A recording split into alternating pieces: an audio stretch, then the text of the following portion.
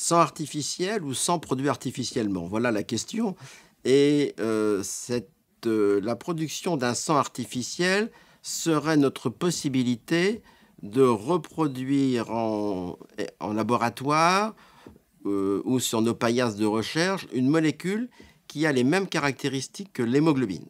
Donc je rappelle simplement qu'un globule rouge, c'est un sac à l'intérieur duquel il y a un pigment qui s'appelle l'hémoglobine, dont le rôle est de fixer l'oxygène dans nos poumons et de le relarguer dans les tissus.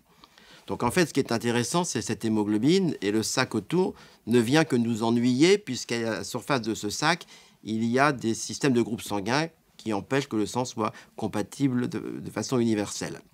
A l'inverse, ce sac permet à l'hémoglobine d'être transportée partout dans les vaisseaux, puisque les globules rouges ont une taille de 7 microns en moyenne, et ils sont capables, par leur déformabilité, de passer à travers des petits vaisseaux de moins de 1 micron. Donc, essayer de remplacer ce sac, ça a été des objectifs depuis des années. Ça fait 50 ans que l'on cherche, et 50 ans que l'on a échoué.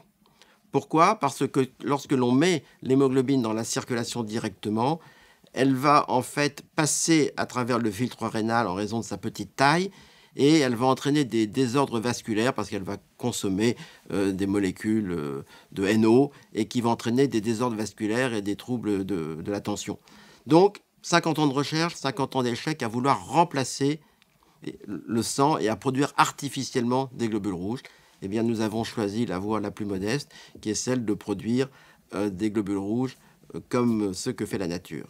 Alors, ce qui est intéressant dans nos observations, c'est que on ne peut pas imaginer un seul instant que les globules rouges que nous fabriquons en laboratoire soient supérieurs à ceux que la nature fait. En revanche, comme nous produisons des globules rouges qui ont tous le même âge en laboratoire, ils viennent tous de naître, ils sont tous jeunes, ils auront donc tous une espérance de vie de l'ordre de 100 jours ou 120 jours.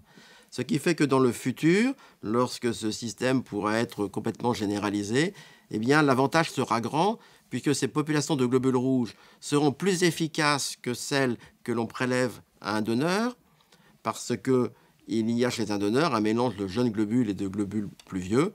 Donc la moyenne de vie d'une poche de sang est plus courte que ne sera la moyenne de vie d'une poche de sang produite en laboratoire.